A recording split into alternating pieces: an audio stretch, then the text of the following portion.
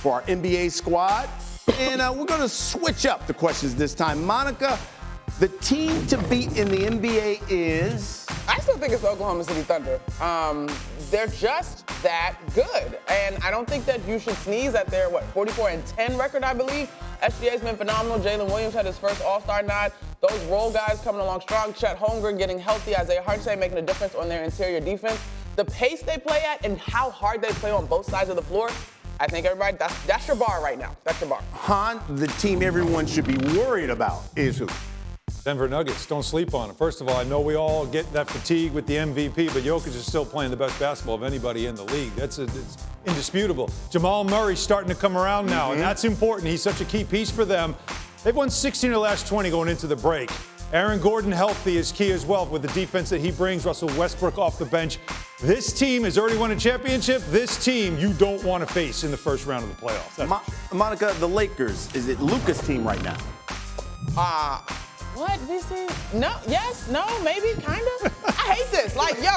Clearly Luka is here about the future, right? So, yes, LeBron James has empowered him to fit out, as he told us. So, yeah, it's Luka's team. But for real, who's pulling the strings? LeBron James. And that is in terms of orchestrating, working with JJ Redick, but orchestrating, the best version of this team's basketball because he has the most institutional knowledge of this group. Okay, so let's stay in the Luka of it all here. Hahn got on me last hour talking about the conditioning. He has to get better at that. He's got to be available. So does he, and I'm talking about Luka, does he have the most to prove when you talk about the second half of the season out of all the NBA players? I don't think so. I don't think so. You make a trade at the end of relax. You're going to get your chance to rebuttal. Calm down. I think you make a trade at... She gave me mom. That was mom energy right there. Yeah. Okay, calm down. You make a trade at All-Star break. It's 30 games left. You understand that you have some deficiencies in terms of size. I don't think he has anything to prove. This is going to be Dallas's loss. I don't necessarily see it happening this year. Now, if it happens this year, will he have proven to Dallas how idiotic this trade was? For sure. But I think this is more about the future. Next year, 2 years from now, I'm not putting too much on Luka in terms of this year because it takes a while to figure out how to be the best version of yourself as a unit. I still think he's got a ton to prove. Everybody's going to be watching him. This is the most compelling story right now in the NBA. Not the Thunder, not some of the other stuff that we have been talking about. It's this one right here. This is such a huge trade, obviously, but now it's how does it go from here? What happens from here? How does he fit out in LA with LeBron James? Can he do that? And then, of course, it's the other parts of his game, the conditioning, the defense. You just got traded. You just lost $100 million. You have a lot to prove. Clearly, prove that they made a mistake in trading you. Prove you can play within the ecosystem of LeBron James. There's a lot for him to prove. In the next two and a half months? That's the only window he has to prove it? The question is, who has the most to prove this particular season? Yes. No, see, that's where I think you're wrong. Out of the gate, he has, well, wait a minute. We were just in a segment where a Dallas Mavericks fan is saying that Anthony Davis is already hurt and nothing, it's never going to work and it's all bad. All bad. They're carrying coffins in Dallas right now. Yes. That's how bad it is there. So time out. So if he has to prove something in the second half, so does Luka. Luka has to prove that they made a huge mistake. So time out. Let's go to our Dallas fan. If next year the Lakers are the number 2 seed going into the postseason and make a run to the finals, will you still be upset? Oh, absolutely. He don't have to do it this season? Absolutely. He don't have to do it right now. He still has a lot to prove. It's the most, Monica, it's the most compelling story in the NBA for the rest of this season. I will give you and all into the playoffs. I will give you all of that. But when was the last time we saw insert star championship run? It was in the Raptors with Kawhi Leonard. It doesn't happen that quick, is all I'm saying. He got run with it. Again, when was the last time you saw a player of this caliber being traded mid-season? You've never seen this before. That's why we're all going to be watching. And every move he makes, every time they lose a game, it's not LeBron's fault. It's going to be Luka's fault. He has to carry that weight. Can he? Can he deal with it? There's going to be so much to watch with him and this team for the rest of the season that he is going to have to prove early on that the Mavs made a mistake and the Lakers are better for it. Of course, over the next 5 years, there's also time for him to prove something. But right out of the gate, the most of any player in the league, him, no doubt about it. Disagree, and he will not be on my list later. So when you look at the Lakers, when you look at the Lakers then this season, what do you see for them? You see a first-round exit in the playoffs? You see them guys going all the way to Western Conference? It depends on who they play because Luka's not 7 feet. They don't have enough size. They tried to get size. They decided not to make that trade. Coincidentally, they're going to face the Charlotte Hornets and hit right out of the gate. That'll be interesting tomorrow night.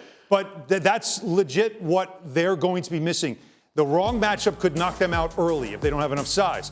But the right matchups, again, Luka's beaten Oklahoma City. He knows how to play against Lou Dort. Like, there are some matchups that will be compelling because we saw him last year. He was very tough to guard, of course, till he got to the finals. I don't know about this version of Oklahoma City, but last year's series between those two teams was quite compelling. Yep. Where do you see the Lakers? Ceiling for them. I'm not into the Lakers this year. Yeah. I'm not, and I think if we look at the standings now, I mean, as I look at the teams that are above them in the standings, I see youth, I see speed, I see depth, and so that to me, Size. and size, of course, is counter to what they got going on right now. But I don't think this is about this season at all. Hey, welcome back to Get Up here. I got Alan Hahn, I got Harry Douglas, I got Monica McNutt, and we put Monica to work here. She's going to give us top 5 NBA teams or players with the most to prove this season. Luka's not on my list. It's already wrong. Anyway, already wrong. Let me just clarify my list. My list is if these guys make something happen, there's tremendous upside. I don't necessarily buy the whole pressure thing. Whatever. All right, where are we going first? Number 5. 5. Is that way? So I'm going Cleveland Cavaliers. Here, cause look, Hahn being one of those people that will tell you, oh, this is great, but I want to see it in the postseason. This team, as a unit, flirting with 50 and 40 as far as their splits as a squad, could have easily had 4 All-Stars. Terrific both defensively and offensively, 10 inside the top 10 as far as those ratings. And we know that that metric is really, really important when you talk about potential champions. This is a team that has the potential to be an NBA champion this year. If they do it, oh my goodness gracious, like they have a ton to prove if they can make that happen. All right, I'm going to number 4. We're going to go player here. And I'm going Ja Morant. Now, I fully understand that Ja Morant has been hampered with injuries this year. The shoulder, I think he had a leg thing at one point. They've managed to go 14-8 without him. But if he can get back to Ja Morant of 2 seasons ago, right? Prior to the injury, prior to the suspension, could he take Jaren Jackson, who was just an all-star and had a terrific run up in the first half of the season in the Bay? Could he take them to the next level? This team plays fast, the fastest pace in the league. They're also defending at a really high clip. Could he get back to what he was? Y'all reacting now? Yeah. So I really like this Ja Morant one, especially right now when you look at the Memphis Grizzlies. They're a 2 seed in the West. Yep. You got to watch out and be careful, though, because you have the Rockets, the Lakers, and the Nuggets that are right behind you. I love the way Desmond Bane, another guy has just played in January and February. Jaren Jackson Jr., we know he's a beast. Yep. So I really like this Memphis Grizzlies team. Ja Morant only played 9 games last year, but he came back on the tear. That's why the Memphis Grizzlies are the 2 seed. Come on, Monica, you know I do this. I do this, girl. Jonathan Taylor, Jenkins, Jalen Wells having a great rookie season. Can we break up the love fest here? By the way to go out on a limb on the Cavaliers here with the season that they've had. And you consider the fact that they haven't gotten out of the first round the last couple of years. They got a lot to prove. You're absolutely right. And the first thing they got to do is win a playoff series. I'm sorry, run that last part back. You said what? They have a lot to prove. All right, that's the point of the list. You went out on a limb on that. Moving on. Number 3, I'm going Ant Edwards. Because look, y'all, this was a Western Conference Finals player last year. He had a tremendous run, right? Karl-Anthony Towns was a big piece of what Minnesota does. If Ant can bring these guys, who I think have a little bit of sneaky momentum coming out of All-Star break, back to where they were last season, it will truly be the crown on top of his head. He's got great supporting cast, but if it happens this year, you won't be able to say, oh, Ant and Cat, oh, big duo. Like, it'll be all back on Ant. And again, if it doesn't happen, to me, all right, cool. We're watching the journey of Ant's overall career. But if it happens after he just told President Barack Obama he's the truth, like if he can do it this year, he's the truth. All right.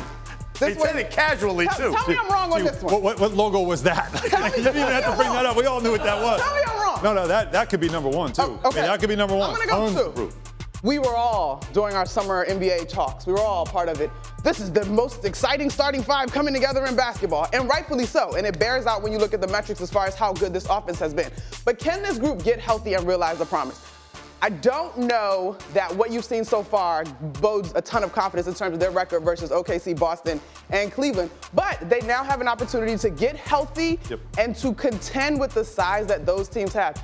This, to me, maybe might not be about this year, Hahn, but it is a real question about can this group come to fruition. Yeah, historic offense. This is the best offense they've had in franchise history. But the 2 things to look at, I think, like you're saying, to watch here. Tom Thibodeau is a defensive coach. Can he get it right?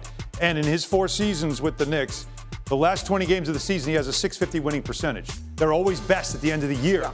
They're going to have to be that. Can't outscore everybody, so they're going to have to play some defense. All right, this one is a little drama. The NBA's favorite soap opera starring Luka No. Come on. Stop trying to take over my list. It's Jimmy Butler, y'all. Our guy Draymond Green this weekend announced that the Warriors are going to win a championship.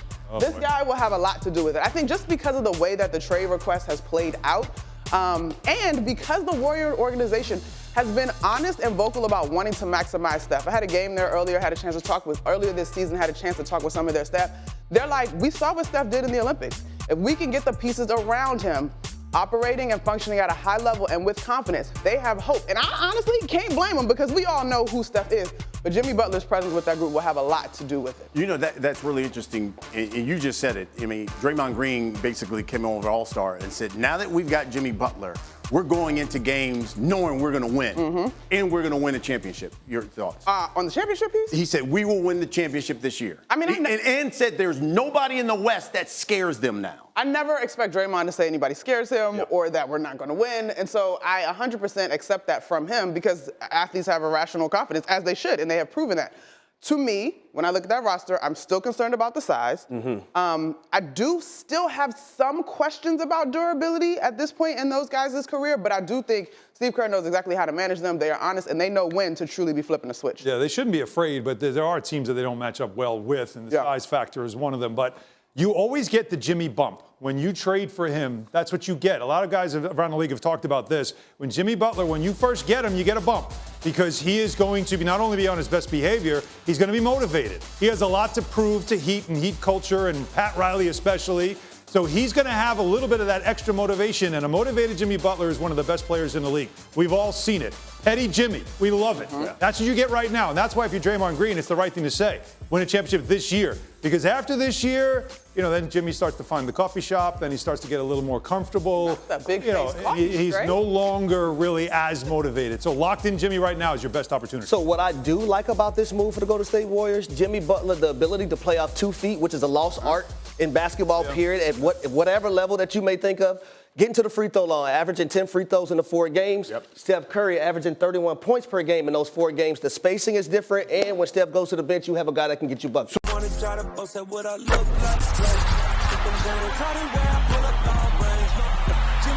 heat, I'm on fire. It's NBA,